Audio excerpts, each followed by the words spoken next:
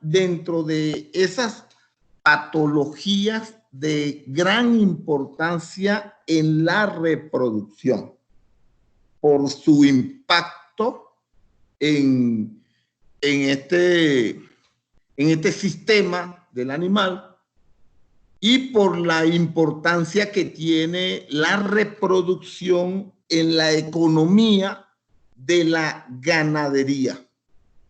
Entonces, recordamos siempre esto, las enfermedades son dinámicas y siempre debemos estar adaptándonos y adecuándonos a las situaciones como se vayan presentando. Nunca en el tiempo hacer siempre lo mismo. ¿Por qué decimos esto? Porque comenzamos con este sistema.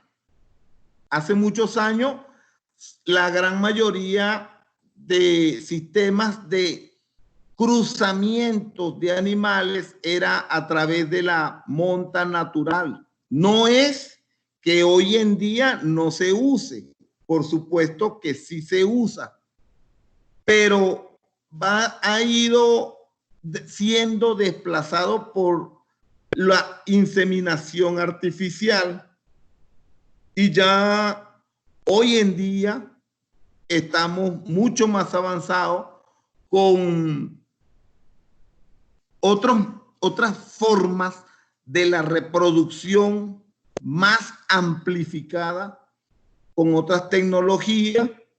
Entonces, como son las transferencias de embriones, este es mi hijo quien está aspirando ovocitos. Entonces, vemos cómo ha ido evolucionando la tecnología de la reproducción. Por supuesto, entonces, los problemas reproductivos se van a presentar de una manera bastante compleja. Y eso es porque son muchas las causas que participan en un evento sanitario, en un evento reproductivo. Eso nos hace a nosotros ver la situación con diferentes puntos de vista. Primero, debemos ver la situación desde el punto de vista poblacional para luego ir a ver la situación desde el punto de vista individual. ¿Y esto por qué llama la atención? Porque es costumbre nuestra de primero ver que un animal tuvo un problema reproductivo para nosotros ir a ver cuáles son las causas que están ocasionando ese problema. Y generalmente solamente nos percatamos de los indicadores de la reproducción, de la alteración de la reproducción más evidentes. O sea, la punta del iceberg. Esa es la que nos llama la atención.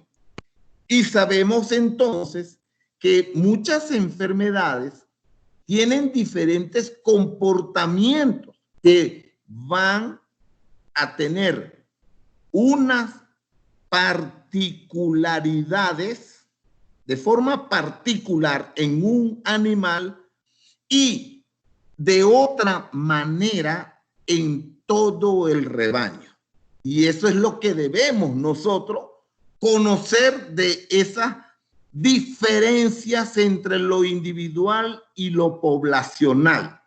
Por ejemplo, sabemos que una vaca nace con unos 300,000 ovocitos aproximadamente, que al año tiene unas 17 ovulaciones. Si en 15 años, entonces iría a tener unas 261 ovulaciones, y si se preña todos los años, entonces tendríamos 15 gestaciones. Yo en 34 años que tengo de médico veterinario trabajando en el campo, creo que me he conseguido con muy pocas vacas que han tenido este número de partos, ¿ok?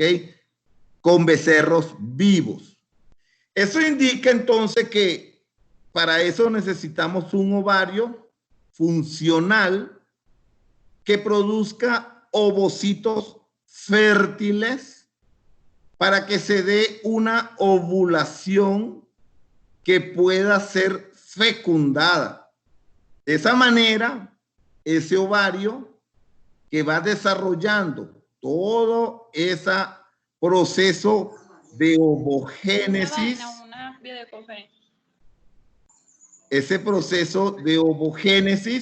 entonces es lo que nosotros estamos necesitando, que la vaca tenga esa condición.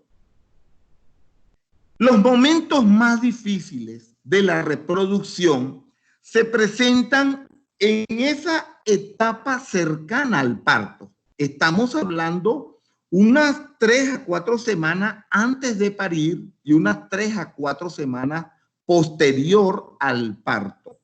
Entonces, ahí se van a presentar una cantidad de patologías que pueden tener influencia para las siguientes gestaciones, y si nosotros no determinamos las causas que pueden producir estas patologías de forma primaria, de forma secundaria o en combinación de factores, quizás comenzamos a ver problemas de éxito en los programas reproductivos, que es lo que nosotros debemos ir organizando.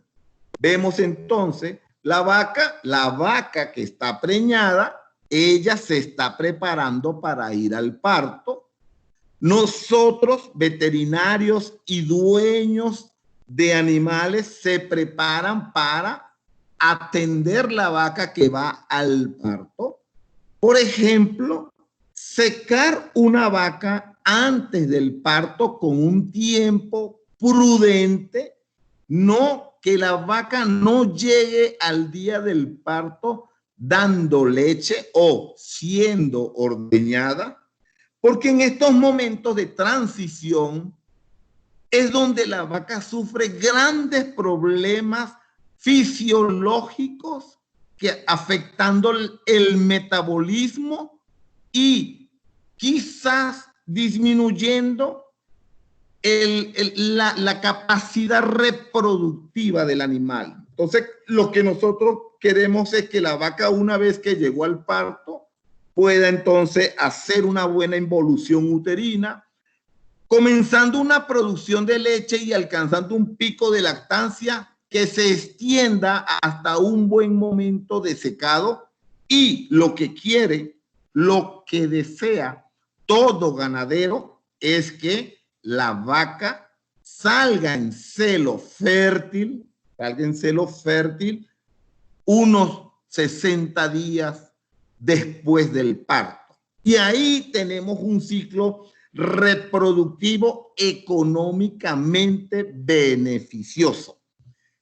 Ahora, cuando hablamos de problemas sanitarios, entonces hablamos de qué hacer el programa. El programa consiste en eliminar los animales enfermos con signos propios de la enfermedad, o inclusive a veces tienen signos que no son que no es la enfermedad, pero sí son compatibles con la enfermedad.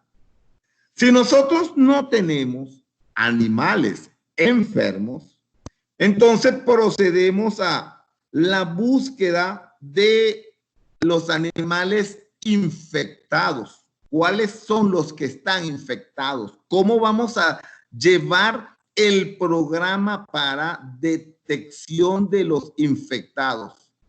Y cuando ya nosotros hemos erradicado, procedemos a la búsqueda de las fuentes de infección que están dentro de la finca, ¿ok? Dentro de la hacienda. ¿Cuáles son esos condiciones ambientales que favorecen la sobrevivencia del virus en el ambiente? Entonces, vemos que hay muchas características, factores, tanto no infecciosos como factores infecciosos que van a participar dentro de los problemas reproductivos. Pero observen esto. Yo le acabo de agregar un elemento más al cuadro clínico, que son entonces problemas respiratorios, porque este es un complejo, lo llamamos complejo respiratorio reproductivo. Es decir, a veces conseguimos casos aislados solamente afectando el sistema respiratorio, como también conseguimos casos aislados afectando solo al sistema reproductivo. Y otras veces nos vamos a conseguir con casos que están siendo afectados tanto el sistema respiratorio como el sistema reproductivo. De la forma como yo tenga concebida la evolución clínica del animal, es que yo voy a proceder para diseñar programas de detección de animales infectados. Si para mí la rinotraqueitis es solamente una enfermedad cuya infección se produce solo por forma reproductiva, nunca voy a tomar en cuenta las ocurrencias respiratorias que corresponden a un cuadro clínico viral de rinotraqueitis infecciosa bovina. Esto es muy importante porque todas esas causas pueden hacerme que yo pueda desviar alguna atención hacia el problema real del rebaño y estoy utilizando los recursos hacia otros problemas que no son los de importancia. Rinotraqueitis infecciosa bovina, conocida como IBR por sus siglas en inglés. Entonces decimos que es una enfermedad ocasionada por un herpes virus bovino tipo 1, que se puede presentar en forma aguda, pero lo que llama más la atención como virus herpes es que tiene una forma latente. Y esto es la piedra de tranca cuando diseñamos los programas de control y erradicación. Este comportamiento virulento que tienen los herpes virus también lo tiene el tipo 1 de la rinotraqueitis bovina.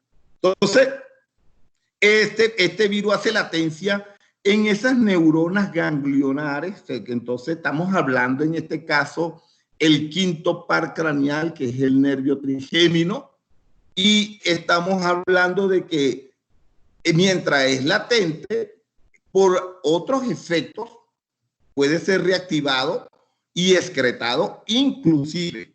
Otros factores estamos hablando como el estrés, estamos hablando momentos del parto, tratamientos con glucocorticoides o esteroides, afectando el aparato reproductivo y respiratorio.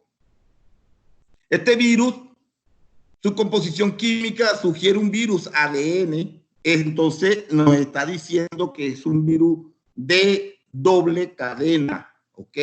Doble cadena.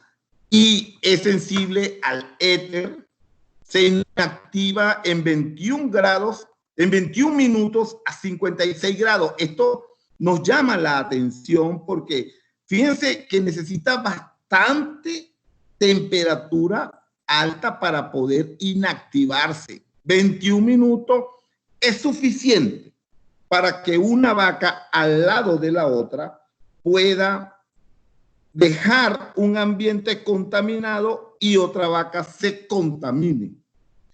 En 10 días a 37 grados, observen la cantidad que puede permanecer el virus en el ambiente suspendido en aerosol a esta temperatura. En este momento, donde yo estoy viviendo en Torreón, México, la temperatura llega como a 34 grados, 35. Decía el doctor Paiva que él está allá en Texas y él decía que estaba como en 35 grados. O sea que el virus en donde estamos nosotros puede fácilmente mantenerse vivo en el ambiente por muchos días que son significativos cuando nosotros cuantificamos el riesgo de transmisión en un rebaño. ¿Ve? Este virus es muy estable a pH entre 6 y 9. Observen, pH netamente es alcalino, es estable, y es lábil en pH ácido. ¿Ok? Entonces, esto nos está diciendo a nosotros que algunos desinfectantes pudieran favorecer, ser beneficiosos para controlar el virus en el ambiente. Ahora, yo estaba hablando del complejo reproductivo respiratorio. Decimos que hay más de 30 agentes virales. El problema no es ver la entidad patológica como un solo causante de una situación sanitaria como único factor. La mayoría de las veces lo vamos a encontrar combinado con otros factores patogénicos. Pero cuando hablamos de ella, tenemos que conocer cuáles son sus características para poder nosotros definir si la rinotraqueitis, es el virus de la rinotraqueitis, está participando en un cuadro clínico como factor primario, como factor predisponente o como factor determinante del cuadro clínico que estamos evaluando.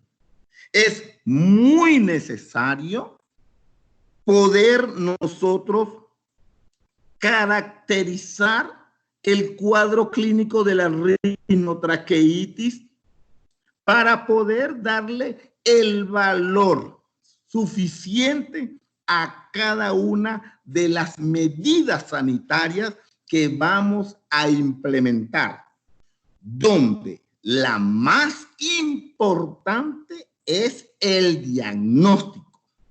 Y del diagnóstico vamos a la vacuna. No es al revés. No es que vamos primero a vacunar para después diagnosticar. Primero diagnosticamos para diseñar momentos de vacunación, refuerzos y revacunaciones. Es decir, vamos a elegir tipo de vacuna, frecuencias de vacuna, animales sujetos a vacunación.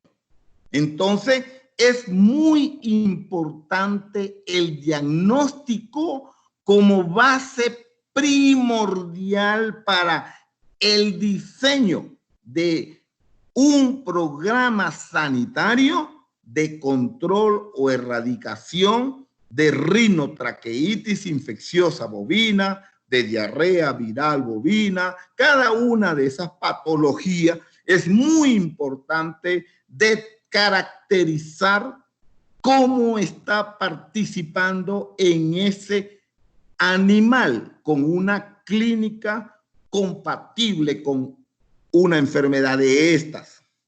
Entonces vemos muchos agentes bacterianos inclusive, ¿okay? Entonces, por ejemplo, el Arcanobacterium, anteriormente Corynebacterium, Haemophilus, también participan, Mycoplasma, Pseudomonas, también participan de forma oportunista cuando la rinotraqueitis, el virus de rinotraqueitis, se comporta de manera predisponente para que un cuadro clínico se instaure y progrese hacia la enfermedad, ya sea respiratoria o reproductiva.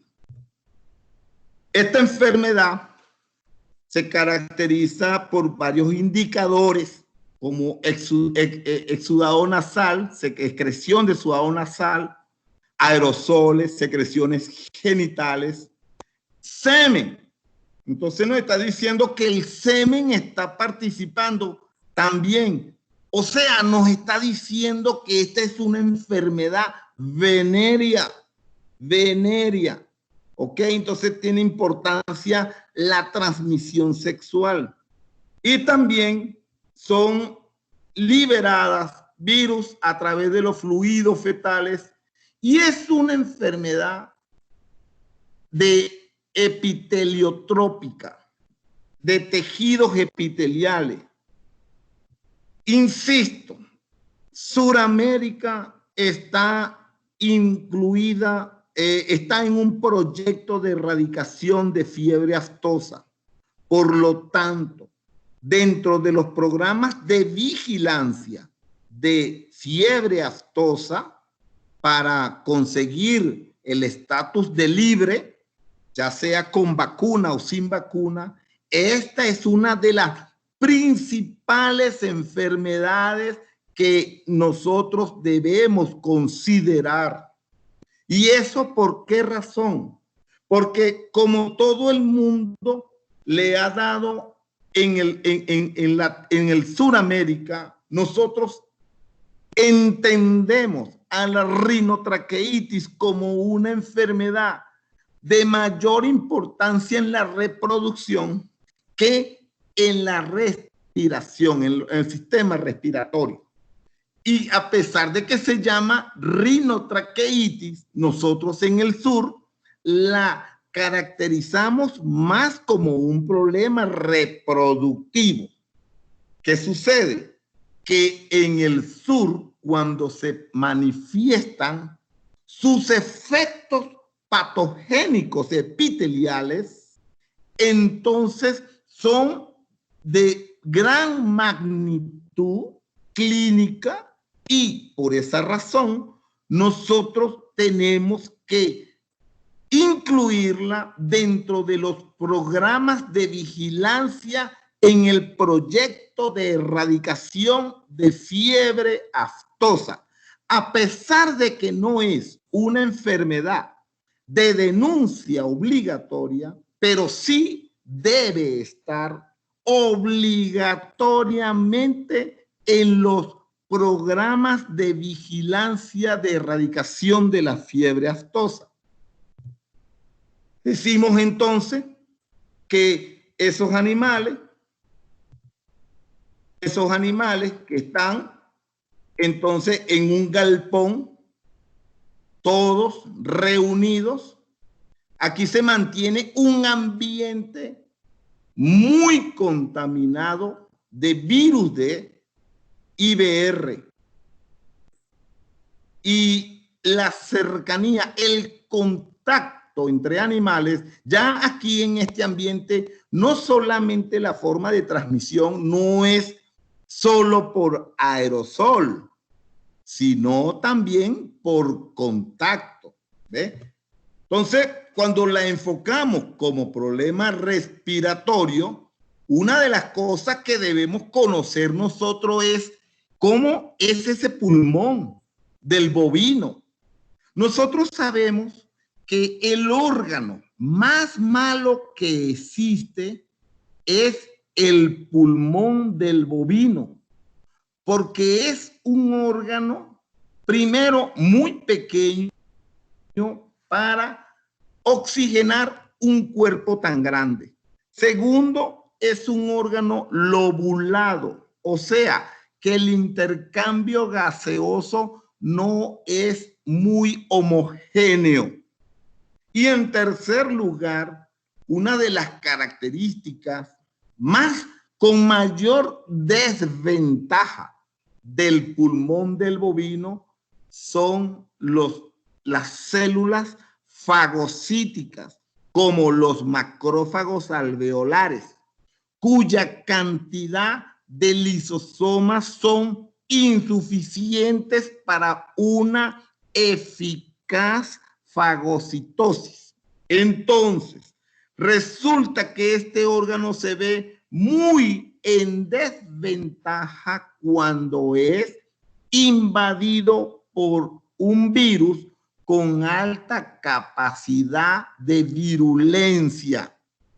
Por eso vamos a observar en el pulmón tanto efectos directos del virus, como también vamos a verlo que el virus va a tener un efecto predisponente para otros patógenos.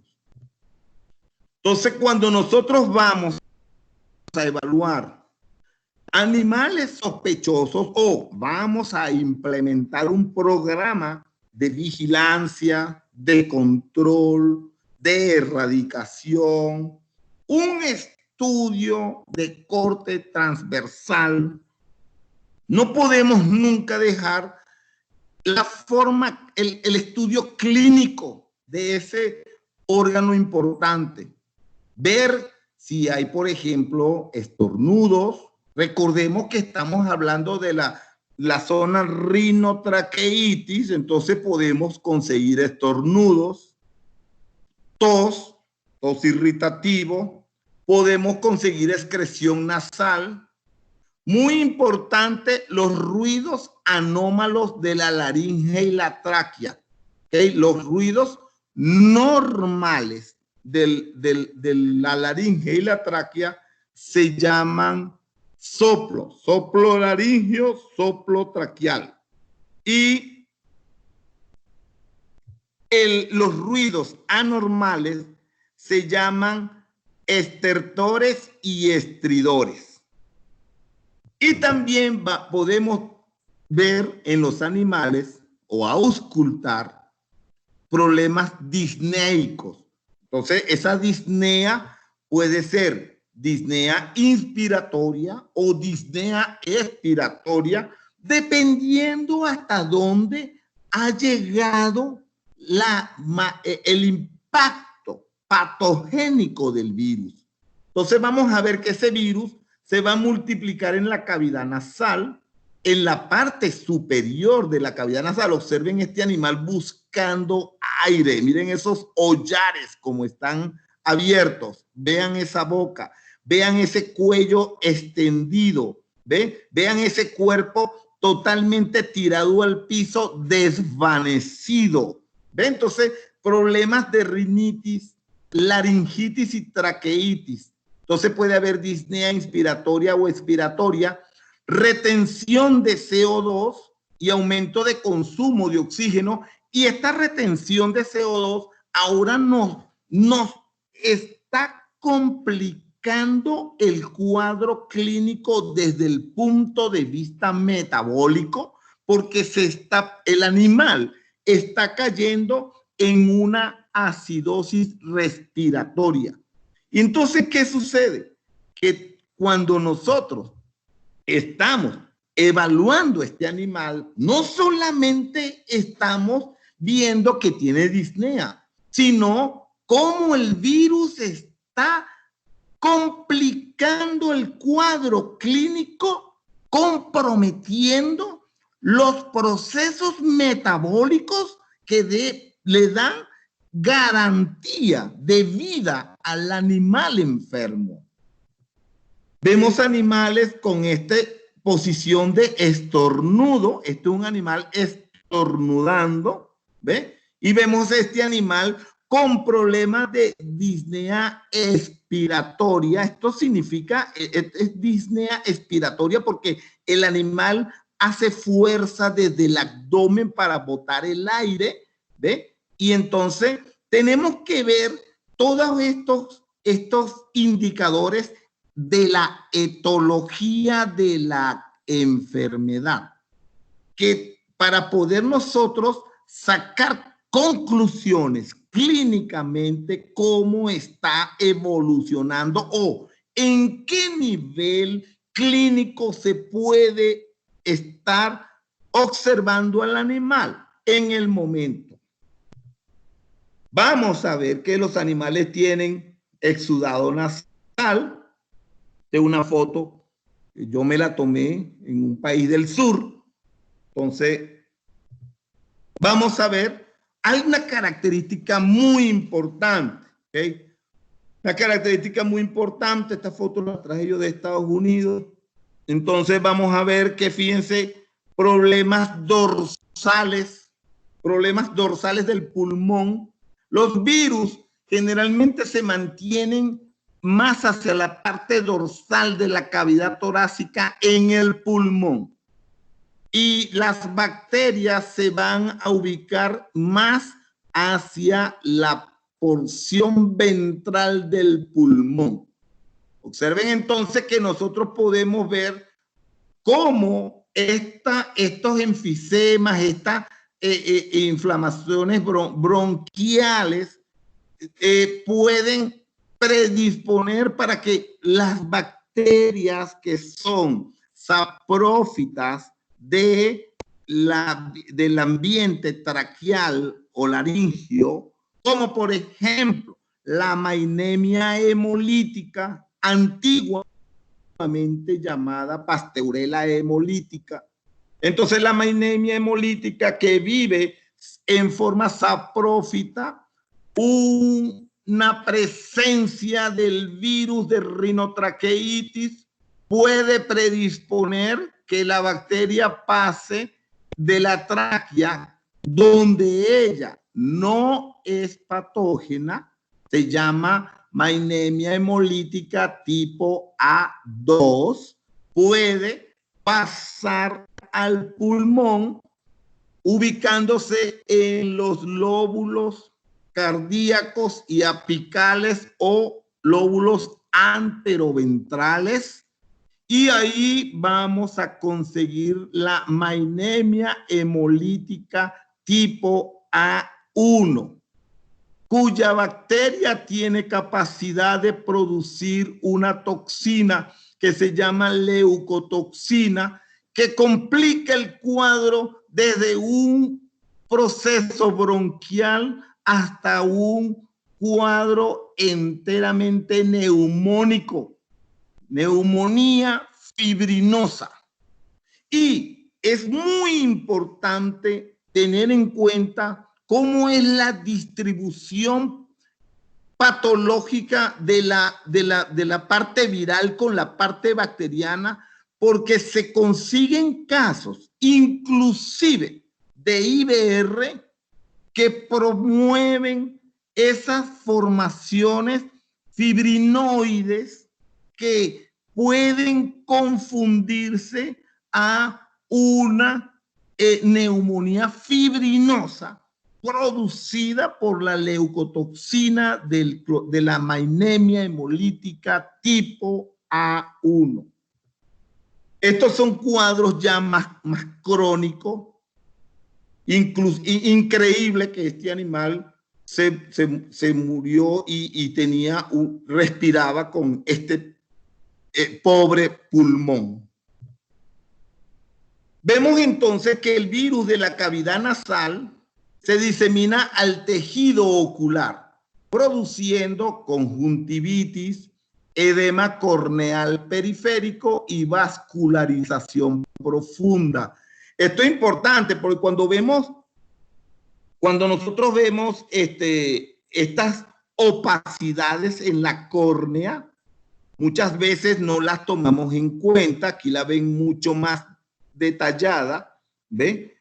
Entonces, estamos viendo esa uveitis que es muy importante, porque vemos esta uveitis y vemos esto que está diciendo aquí, con vascularización profunda, inclusive con unas epíforas profusas que están profundamente en el fondo del globo ocular. Observen que hay moscas.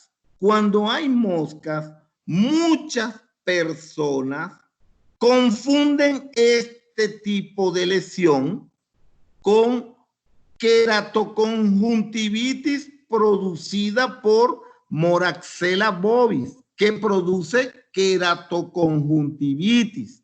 En este caso, tenemos un animal con una queratitis, con ese edema de la córnea. Esta foto la tomé hace 2 semanas, hace el sábado antepasado. Tomé esta foto, este animal es positivo, ve a IBR. Entonces observen un edema como hay, y esta uveitis es propia de IBR. En este animal, ahí mismo vamos a observar 2 enfermedades. Esa es una y esta es otra enfermedad. Esa despigmentación con alopecia se llama anteojera y es un signo patognomónico clásico de una deficiencia de cobre. Entonces, estamos viendo que este animal, además de tener una hipocuprosis, que el cobre tiene una gran importancia en el fomento del sistema inmunológico. Estamos observando que hay una infección de un virus que tiene gran habilidad de evadir el sistema inmunológico. Y ahí es cuando nosotros vemos estos cuadros clínicos que son bastante graves. Entonces, eso lo diferenciamos, esto lo vamos a diferenciar de una conjuntivitis que puede ser provocada por Moraxella bovis. Moraxella bovis produce primero la conjuntivitis y luego la queratitis.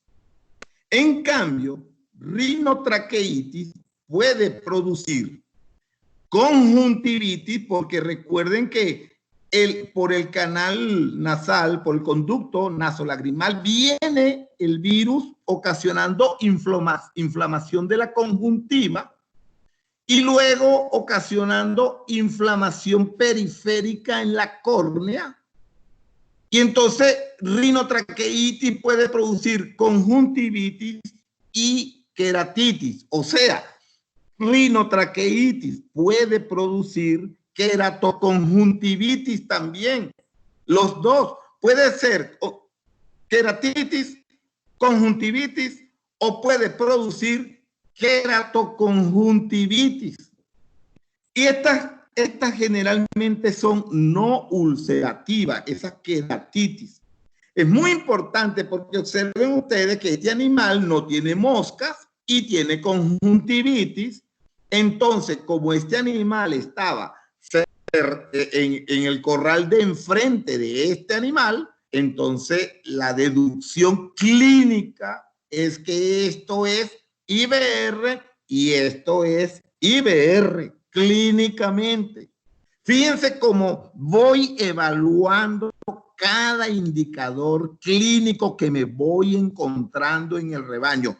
Todavía no he hecho ninguna prueba de diagnóstico de laboratorio. Hasta ahora estoy en el diagnóstico clínico. ¿Ve? La rinotraqueitis, como el virus se aloja en el ganglio del quinto par craneal y a veces su exacerbación puede provocar inflamación cerebral, y esa exacerbación, inflamación cerebral y de meninge puede inclusive que en algunos animales pudieran desarrollar un síndrome neurológico que nos está diciendo que hay un proceso anómalo a nivel cerebral. Entonces, no descartemos la rinotraqueitis en animales recién nacidos con procesos de este tipo, con procesos neurológicos. ¿Okay? Vamos a observar que el nervio trigémino quinto par craneal, cuando este nervio se irrita, ¿verdad?, por inflamación, porque el virus sale del cerebro por sus ramas, y entonces muchas de las cosas, inclusive en los humanos también, ¿ok? Este nervio se llama síndrome del nervio trigémino, que produce parálisis facial. Si ustedes ven el plano medio de este animal, obsérvenlo y miren todo lo desviado que tenía, porque todos estos músculos están paralizados. ¿Ven? Aquí lo vemos de otra forma. Observen, miren más de frente, miren todo el desviado que tenía.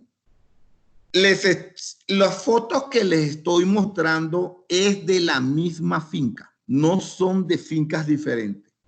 Es de la misma finca, y estos animales, hasta ese momento yo no había hecho ninguna confirmación de laboratorio de IBR. Solamente estaba haciendo clínica. ¿Ves? ¿Por qué? Porque todos estos indicadores me sirven para corroborarlos en el diagnóstico de laboratorio. Entonces vamos a observar también que hay nacimientos de crías débiles que se mueren rápidamente, nacen y no duran más de 15 días estos animalitos muertos, mortinatos. Entonces algunos ni siquiera llegan a nacer porque también nacen muertos de una vez.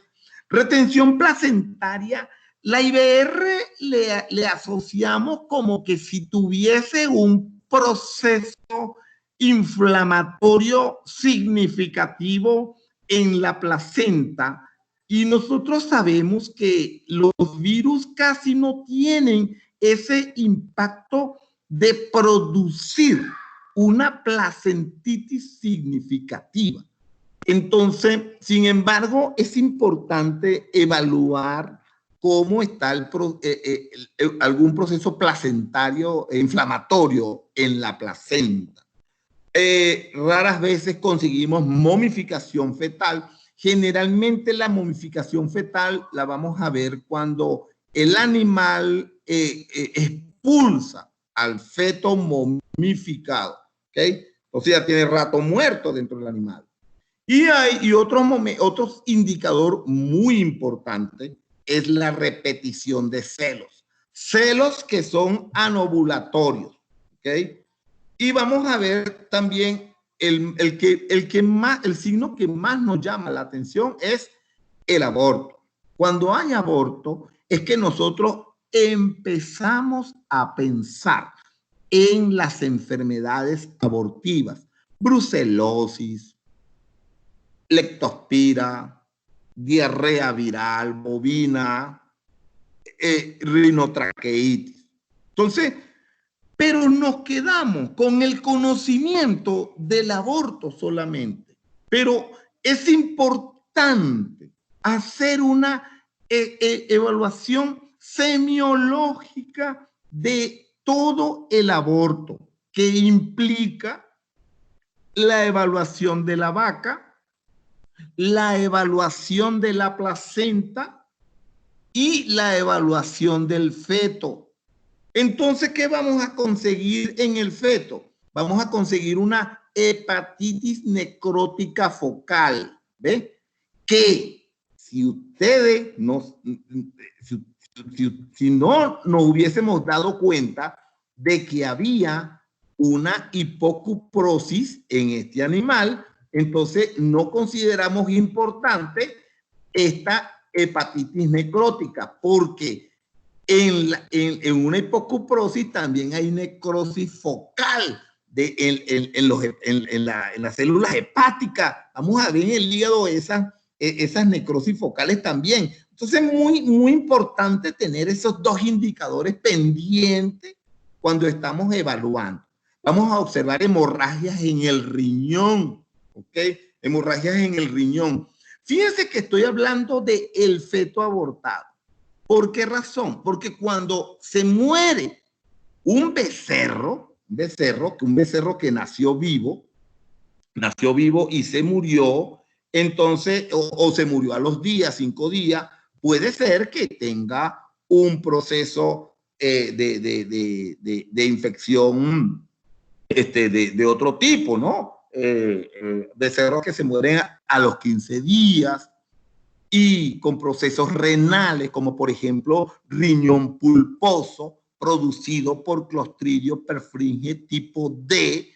Entonces vamos a ver que estos animales tenemos que diferenciarlos. ¿Cómo es eso? Después, cuando el animal lo abrimos y tiene menos de 4 horas de muerto, entonces ese animal, si tiene un proceso renal, lo asociamos a este cuadro. Y si tiene más de 4 horas de muerto, vamos a pensar también en Clostridium.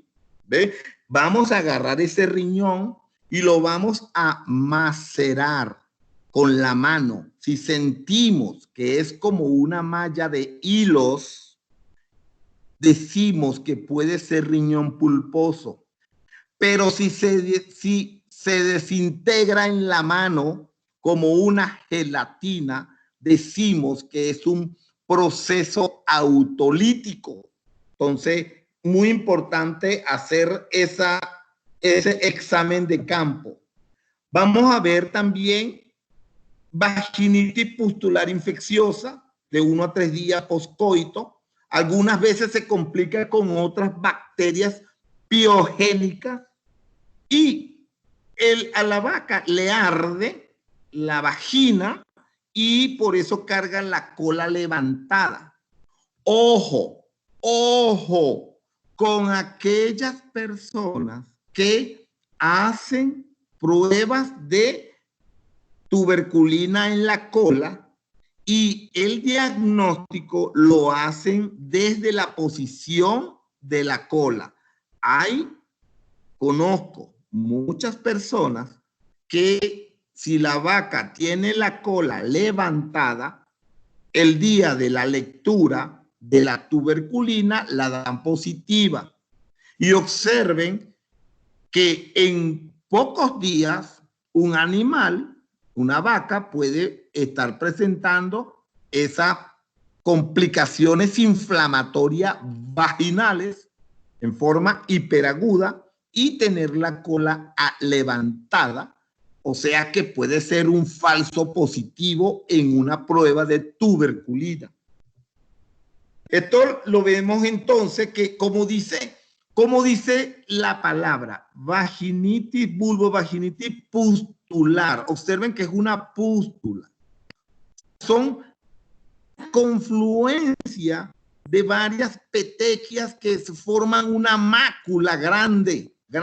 Y esto es lo que nos dice a nosotros que aquí hay una verdadera vulvovaginitis pustular. A diferencia de que algunas veces vemos estos puntillazos que pueden ser indicativos de otras patologías. ¿Okay? como ureaplasma, por ejemplo. ¿Okay? Vamos a observar que en estas vacas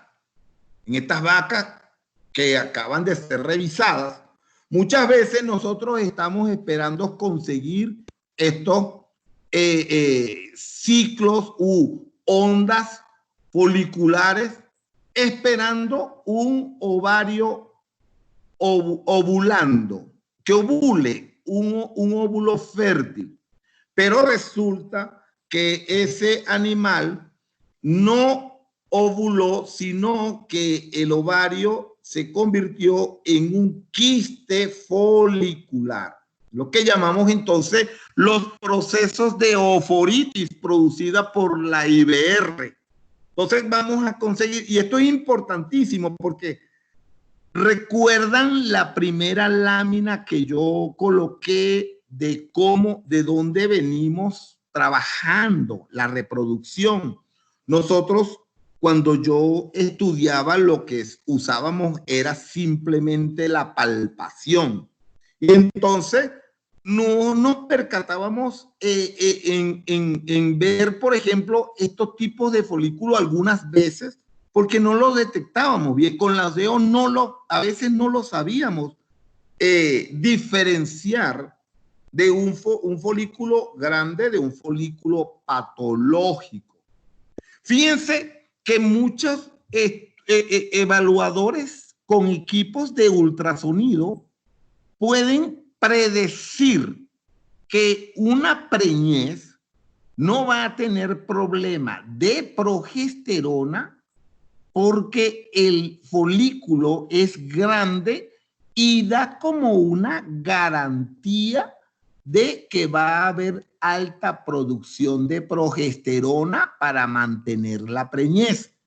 Pero tenemos que también saber que en presencia de un rebaño endémico a rinotraqueitis, la prevalencia de ooforitis pueden ser significativa y entonces no le conseguimos explicaciones a los problemas reproductivos.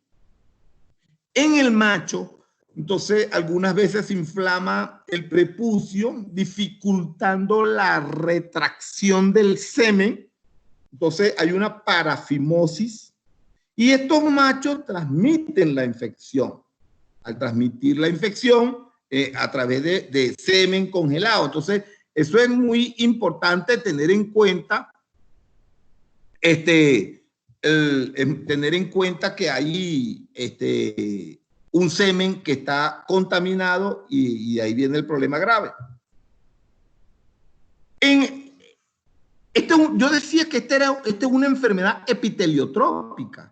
Entonces, nosotros tenemos que saber clínicamente, por lo menos tener una idea de cómo pudiéramos diferenciar algunas lesiones epiteliales de lo que es una enfermedad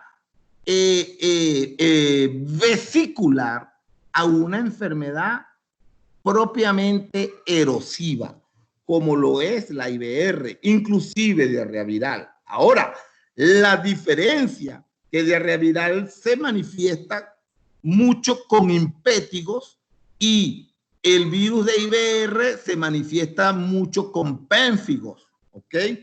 Y vamos a observar que no hay vesícula, sino una pápula, que esa pápula posteriormente se desprende y queda la erosión sangrante inclusive. Estas formas epiteliales erosivas pueden avanzar al sistema digestivo o también formando úlceras en la vía respiratoria. Y eso es lo que vamos a conseguir como muy complicado el cuadro clínico, ¿ok? Tanto en la vía digestiva y en la vía respiratoria. Ahora, en el control, ¿qué vamos a hacer para el control de esta enfermedad? Vamos, lo primero que nosotros tenemos que hacer es irnos al establo. Este soy yo, ¿ok? Entonces, aquí estoy explicándole al nutricionista, al encargado de la reproducción, la inseminación artificial, a la que lleva toda la estadística en la finca, al jefe de toditos ellos y al auxiliar del técnico de la reproducción. A todos les estoy explicando los problemas que se están relacionando con IBR y les estoy enseñando qué es lo que tienen que observar, además del aborto, qué es lo que tiene que observar cada uno en su área de trabajo para poder relacionarlo con IBR. Y así de esa manera ver cómo se manifiesta el cuadro clínico en general en el rebaño. Y no solamente decir que hay IBR en la finca muy fuerte porque hay muchos abortos, porque yo he visto prevalencias altísimas de IBR solamente, y lo único que he observado es queratitis, más nada. No he visto otro signo clínico, solo queratitis. Entonces depende. En esta finca que estoy diseñando varios proyectos sanitarios de varias enfermedades. Aquí hay 8,000 animales, ¿ve? Entonces, en esta finca estamos trabajando. ¿Por qué razón? ¿Y qué era lo que me reportaba la de las estadísticas? El promedio de producción de leche de este rebaño, el promedio son 36 litros diarios. ¿Ve? Son 8,000 animales, se ordeñan diario. Entonces me estaba diciendo que los animales habían bajado 1.5 litros, el promedio bajó 1.5 litros, porque ese es un indicador también de IBR. ¿Ve? Entonces, es importante, las fotos que presenté anteriormente, las tomé este mismo día que estuve haciendo esta visita a esta finca. Vamos a ver que cuando se compran animales, este es en Venezuela. Entonces, cuando se compran animales, vamos a ver que hay que aislarlos primero, someterlos a una cuarentena, hacer serología a la entrada y hacer serología al final de la cuarentena para ver cómo esos animales están entonces en su estatus de infección. El programa de vacunación debe ser eficiente. Hay que hacer monitoreo. Monitoreo, esto es importantísimo porque los monitoreos son los que me van a decir, yo lo explicaba anteriormente, son los que me van a decir cómo y qué va a ser eficiente para eficaz. Voy a ir de eficiente hacia eficaz en mi programa de vacunación. ¿Cómo logro yo un buen programa de vacunación? Con un buen monitoreo en el diagnóstico. Y ese monitoreo es el que me va a ir definiendo el progreso del programa para determinarme cuándo es que voy a alcanzar la erradicación. Es muy importante entonces el monitoreo para definir vacunación y para evaluar el programa para ver cuándo voy a alcanzar la erradicación. Cuando hacemos estudios serológicos en el rebaño, cada vez que hacemos las prácticas de monitoreo, tenemos que considerar los animales, ¿están vacunados? ¿No están vacunados? ¿Con qué frecuencia vacunaron los animales? ¿Desde cuándo no se vacunan los animales? Y como decía yo, ¿cuáles son los signos y los síntomas compatibles con rinotraqueitis para nosotros considerarlos de acuerdo a los resultados que vayamos obteniendo en el laboratorio. Entonces tenemos que el diagnóstico lo vamos a hacer siempre clínicamente, clínico patológico. Esto significa que los animales los vamos a abrir, vamos a hacer necropsia, inclusive animales abortados, animalitos muertos recién nacidos. Esos animalitos también le vamos a hacer necropsia. Y la serología, en Latinoamérica, nosotros tenemos un kit de ELISA que es para detectar el anticuerpo de la glicoproteína B. El anticuerpo de la glicoproteína B. Porque existen pruebas que detectan anticuerpos contra la glicoproteína B o contra la glicoproteína E. ¿Qué significa eso? Este es el virus. Entonces el virus tiene los dos antígenos. Los dos antígenos. En América, las vacunas tienen este antígeno. ¿Ve? El antígeno glicoproteína B. ¿Qué sucede?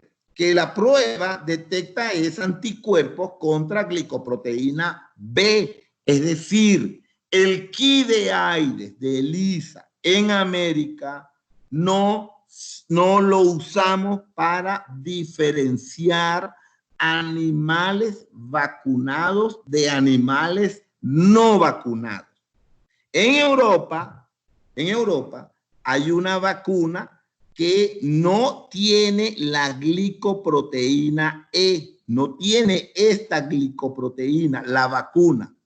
Por lo tanto, el kit que se utiliza en Europa, entonces, como la vacuna carece de este antígeno, entonces resulta que cuando la prueba detecta anticuerpos contra glicoproteína E, entonces significa que el animal tuvo contacto con el virus. ¿Ve? Eso es una ventaja. Nosotros en América no tenemos esa vacuna. Esa vacuna no existe en América. ¿Ve? Hasta donde yo sé. ¿Ok? Porque yo no vendo vacunas. Entonces, hasta donde yo sé, no hay. ¿Ok? Entonces, el kit de Aedes detecta los anticuerpos anti-GB y ese anticuerpo, ese antígeno también se encuentra en la vacuna. Por lo tanto, en América este kit no es una prueba DIVA. ¿Ve? No es una prueba DIVA. ¿Qué es eso entonces? La vaca infectada con IBR tiene los dos anticuerpos, anti-GB y anti-GE. Entonces, en la vacuna tradicional, por supuesto, como existen los dos antígenos, se van a producir los dos anticuerpos. Pero cuando hay una vacuna que no contiene el antígeno GE, va a producir solo anticuerpos contra GE, y si le hacemos esta prueba con este kit, que es para detectar anticuerpos anti-GE, entonces la prueba es DIVA. O sea que sirve para diferenciar animales infectados y vacunados. ¿Ok? Considerando entonces el control, cuenta con el uso de vacunas, pero considerando siempre que el virus tiene una propiedad importantísima que es la latencia. Y eso puede hacer que el animal en algún momento pueda reaparecer la enfermedad en el rebaño y quizás tenemos que hacer valoración de todas nuestras medidas sanitarias y ver si están siendo efectivas. Muchísimas gracias.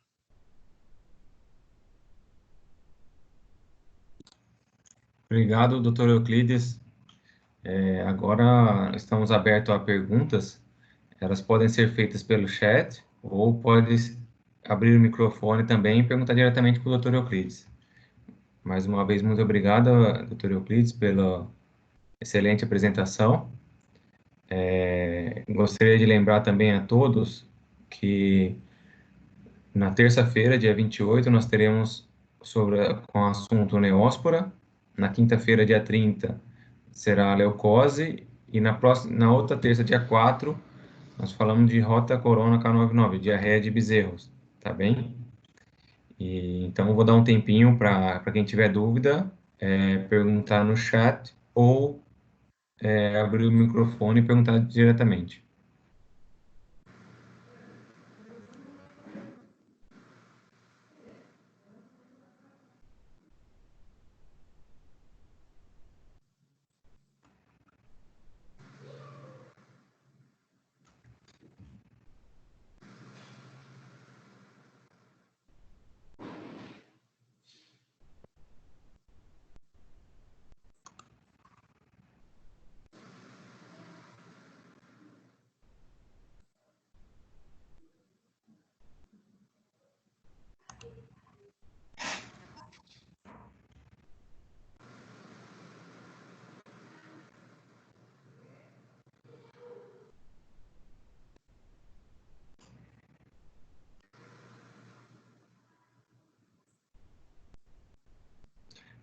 Perguntaram no chat se a palestra de diarreia viral bovina, BVD, vai ficar gravada. Todas as palestras nós vamos gravar e nós vamos ter link para quem pedir e provavelmente no futuro ficará no YouTube do site do YouTube da IDEX, ok?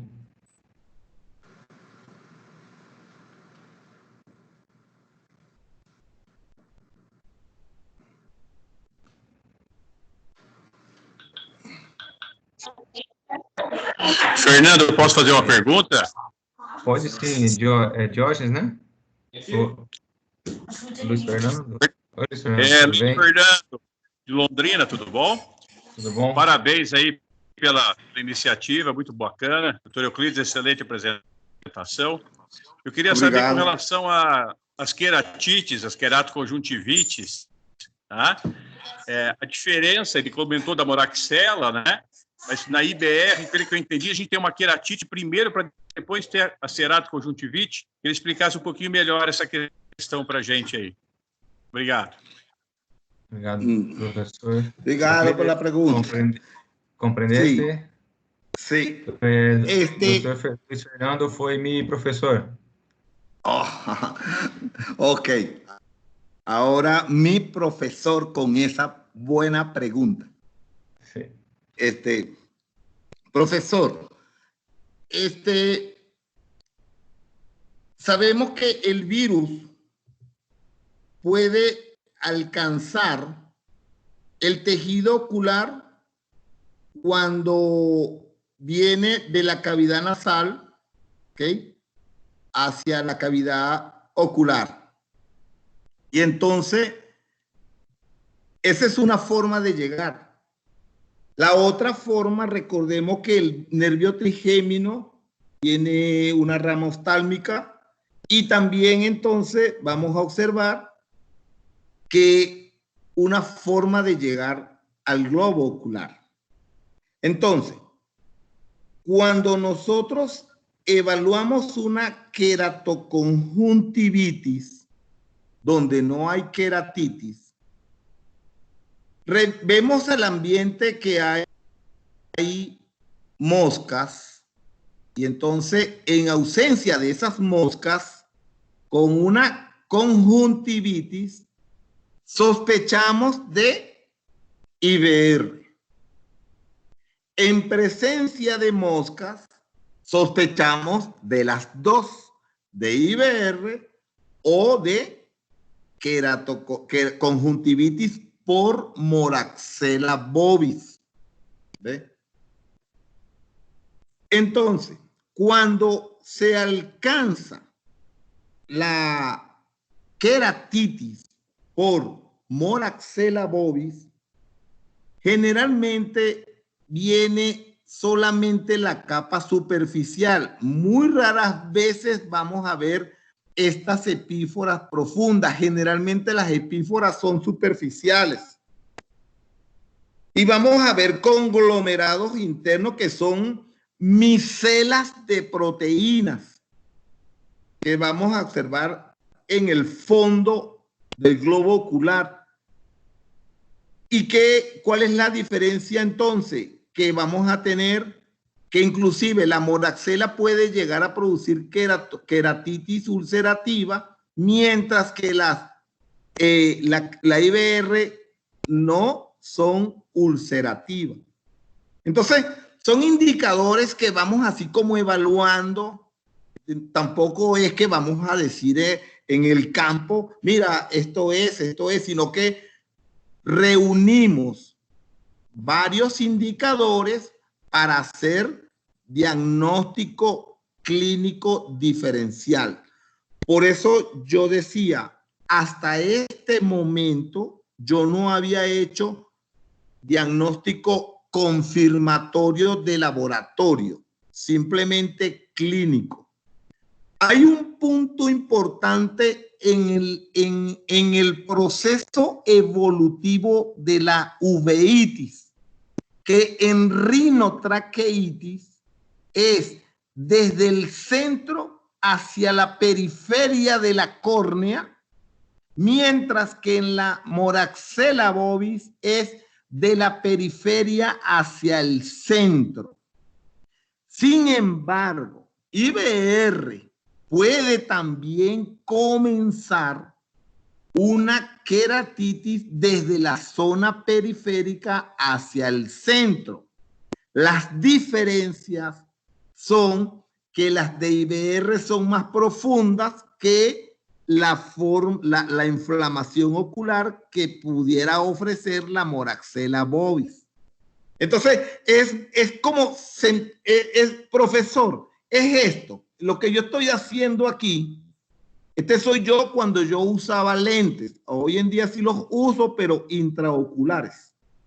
Entonces, ¿qué estoy haciendo yo aquí? Viendo la profundidad de esa uveitis. ¿Ves? Viéndola solamente.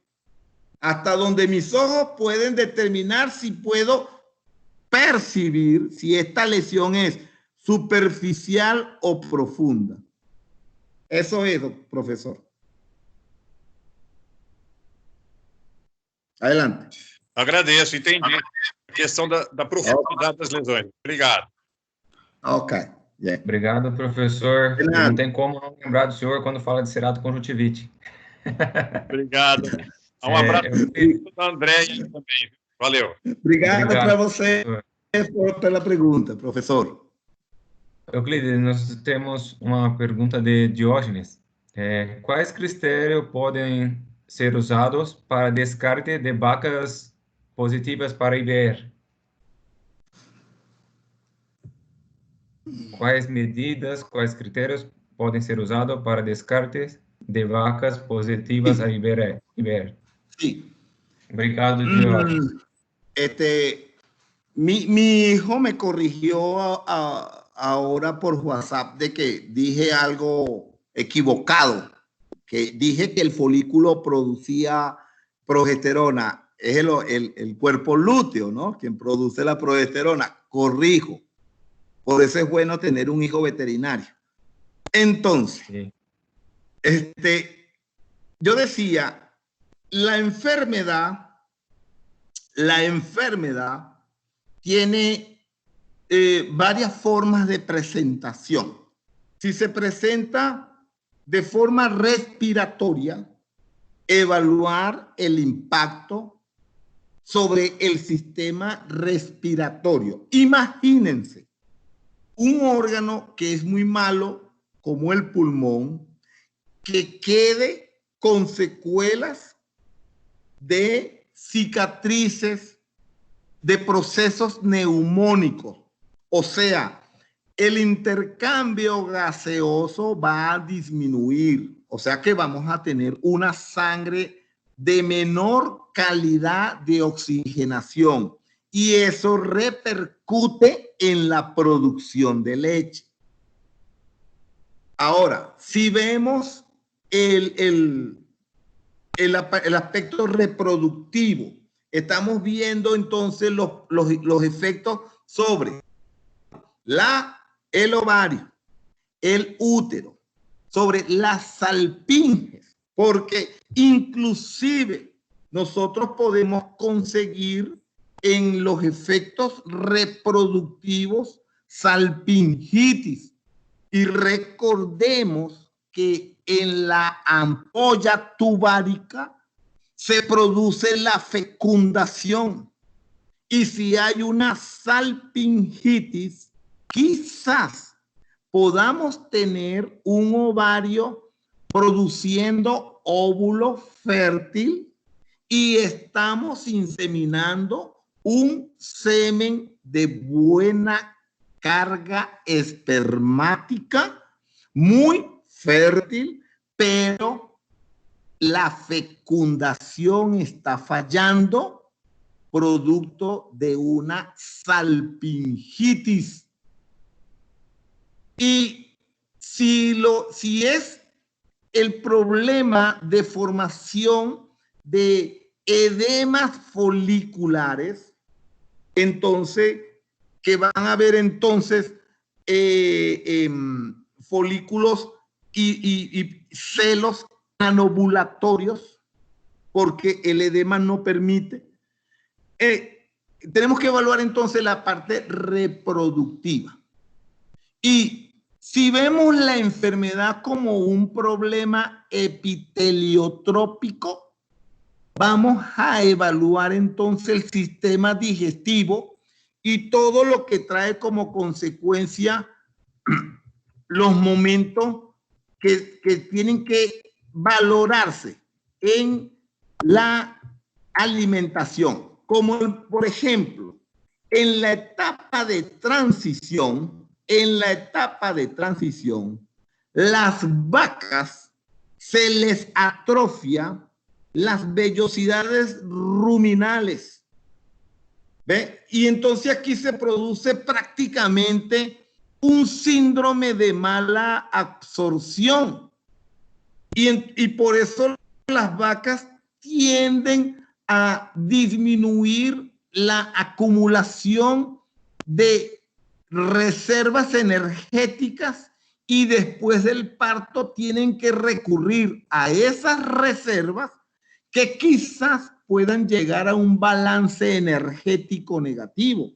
Entonces, si nosotros vamos a valorar la rinotraqueitis con sus efectos negativos epiteliotrópicos sobre la mucosa digestiva, estamos viendo un problema grave para la nutrición y para la recuperación de las vacas después del parto. Entonces, todo depende cómo se le está comportando el virus en el rebaño que usted está cuidando. Doctor Diógenes, adelante. Obrigado, Euclides. Estava demorando para abrir o chat para eu mirar as perguntas. Nós temos mais uma pergunta de Paulo Doerri.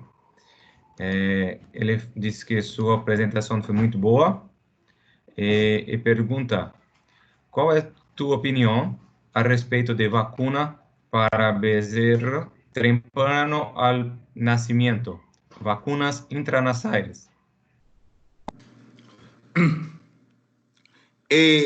Pablo, muchas gracias por la pregunta. Durante mucho tiempo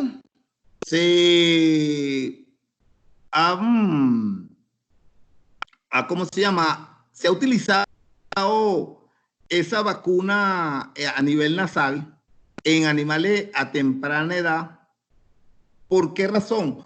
Porque como es una enfermedad respiratoria, entonces lo que buscábamos era promover una inmunidad local que cuando el virus penetrara por la vía aérea, ya había una inmunidad local ahí para evitar la entrada del virus.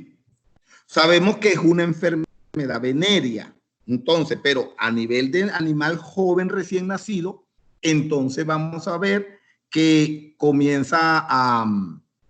la forma de transmisión es más respiratoria, ¿ok? Vía aérea. Entonces, por eso se implementó mucho esta vacunación de instilación nasal, ¿ok? Y luego se pasaba a las vacunas sistémicas y de inyección, ¿ok? Y entonces, lo que sí nosotros sabemos es que los bovinos que hemos dicho que maduran su sistema inmunológico desde muy temprana, desde los 5 meses de vida fetal, se hacen inmunocompetentes y algunas infecciones pueden desencadenar alguna inmunidad. Si la prevalencia es muy alta, nosotros podemos hacer alguna vacunación. Si comenzamos primero con la instilación nasal, aunque la otra medida es separación rápida de los animales adultos. Entonces, luego de que desaparezcan estos anticuerpos maternales, hacer una vacunación y luego hacer un refuerzo a 21 días, ¿ok? Toda vacunación de esta enfermedad exige un refuerzo a los 21 días. No se llama revacunación, se llama refuerzo, ¿ok? Se llama refuerzo. ¿Por qué? Porque la primovacunación siempre, en todas las enfermedades, la primovacunación activa el sistema inmunológico y el refuerzo es el que va a desarrollar la verdadera respuesta de protección. ¿Okay? Entonces, ese es el programa, ¿no? Separar animalitos jóvenes de los animales adultos. Si contamos con esta vacuna, no va a causar ningún daño. Estamos previniendo ese tipo de entrada vía aerógena a esa edad. ¿Ok? Adelante. Euclides, nós temos mais uma pergunta, pero Mirela, Adinaleli, Alma saludam sua apresentação e dizem que são uma excelente apresentação. A pergunta é de Manuel Ramírez. Buenas tardes, desde México. Al ser un herpesvirus persistente en el animal infectado, ¿se puede dar una recaída? No sé si se está refiriendo a un inmunotolerante, ¿será? Ramírez. ¿Será eso? ¿Será esa la pregunta que se está refiriendo? Porque la latencia produce infección crónica hasta de por vida.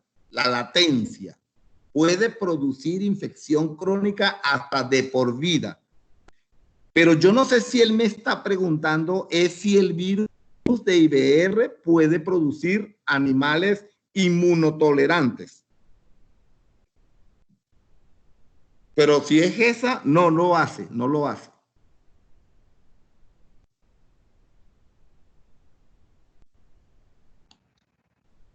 Manuel Ramírez, ¿quiere hablar con nosotros?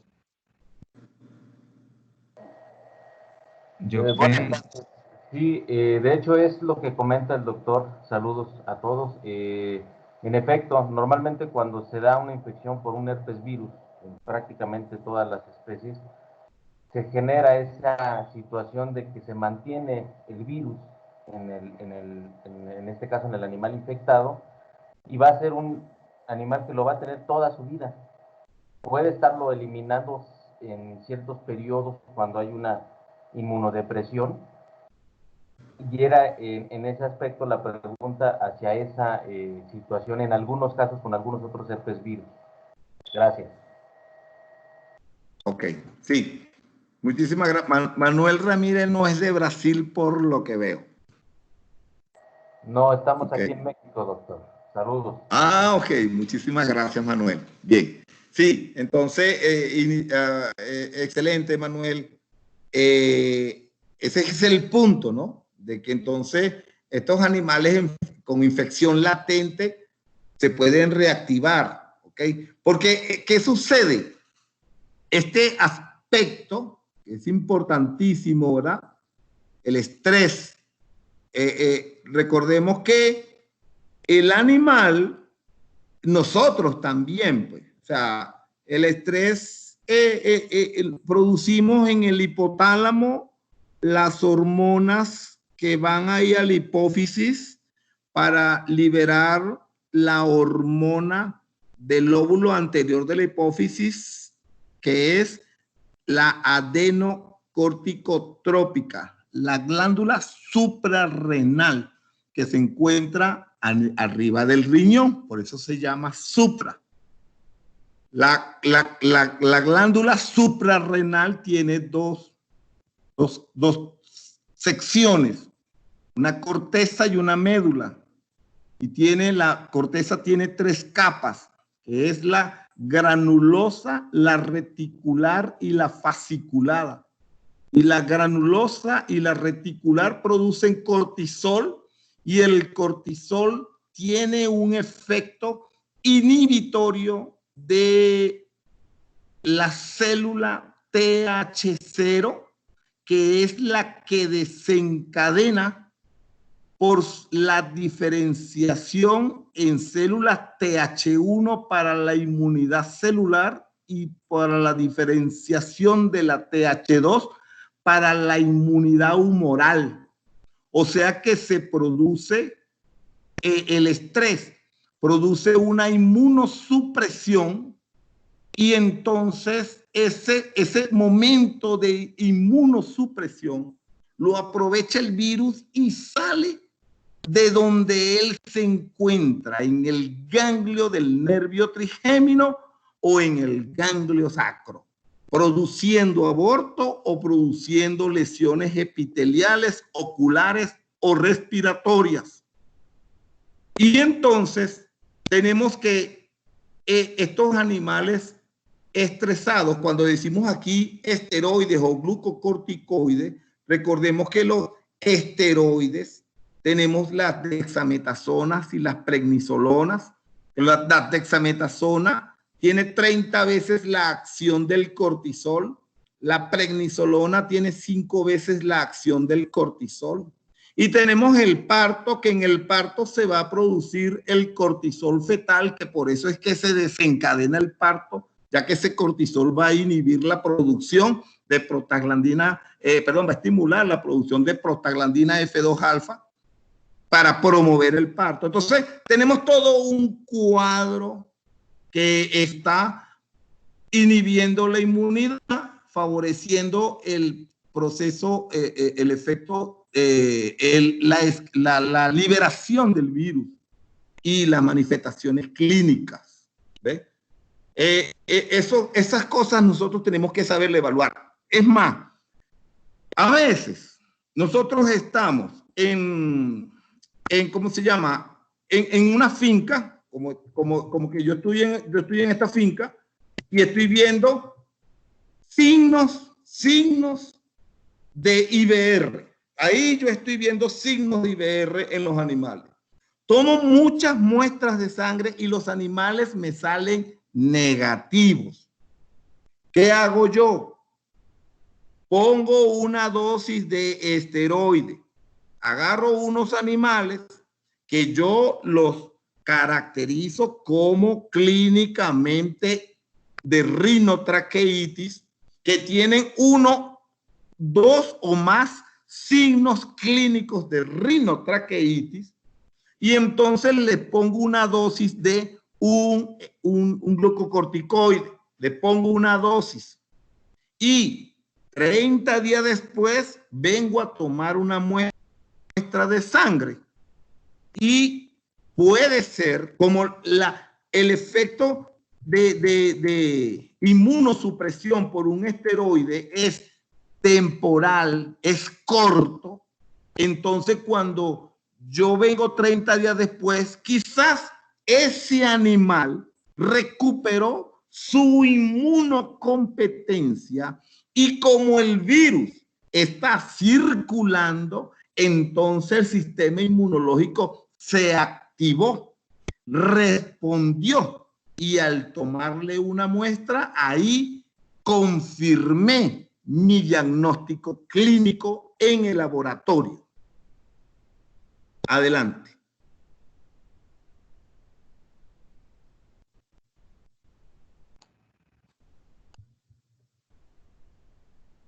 Euclides, eram essas perguntas que nós tínhamos no chat. Não sei se mais alguém quer falar alguma pergunta.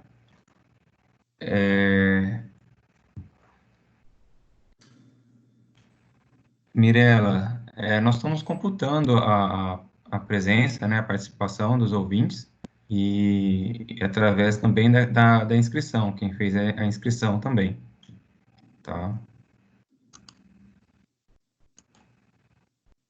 Diógenes, não sei se você quer perguntar mais alguma dúvida. Aproveita a oportunidade, doutor Euclides. Ok. Bueno, muchísimas gracias entonces. Hola, buenas noches. Diógenes vai perguntar, doutor Euclides. Adelante.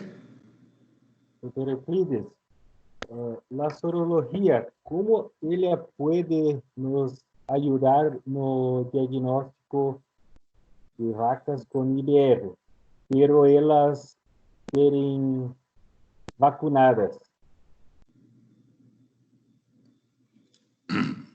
Que me está preguntando cómo diferencio una vacunada de una infectada.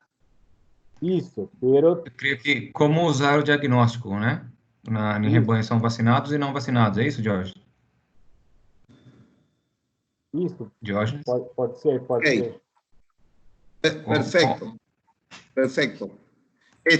Yo le explicaba, ¿no? Yo le explicaba. Rafael Paiva, ¿estás ahí? Rafael Paiva. Parece que no está. Rafael Okay. se foi. Se fue. Ok, yo le explicaba que el kit de AIDE de América es para detectar anticuerpos contra el antígeno YB. Okay. Este es el anticuerpo que detecta el kit de AIDS en América. Decía, las vacunas de América contienen este antígeno. Por lo tanto, el kit no va a detectar, no va a diferenciar un animal vacunado de un animal no vacunado. Por lo menos, en momentos cercanos a la vacunación. La vacuna, según los fabricantes, ellos dicen que la vacuna se vuelve a repetir al año. ¿Ok? Significa que la producción de un vacunado, primo vacunado, reforzado, y la revacunación va a ser anual. Entonces, nosotros decimos, el punto de corte, si tengo un animal muy lejos de la última vacunación, con un punto de corte muy alto, que no llega a positivo, pero está más, tiene signos clásicos de la enfermedad, algunos no muy graves. Entonces, tenemos que esta animal muy probablemente esté desarrollando anticuerpos de infección. Lo que no sabemos diferenciar es si es un contacto que Euclides, está venciendo la Euclides, ¿Ah? por tu explicación, ¿Cómo? não só para mim, mas creio que para todos. No entendí. Nosotros no estamos te ouvindo. ¿No están escuchando? No, escuchando nada. Ok. Pero, ¿qué escucharon? Até las vacunas de Europa, depois falhou muito. Ah, ok. Yo decía que las vacunas de América, contienen este antígeno, lo contienen.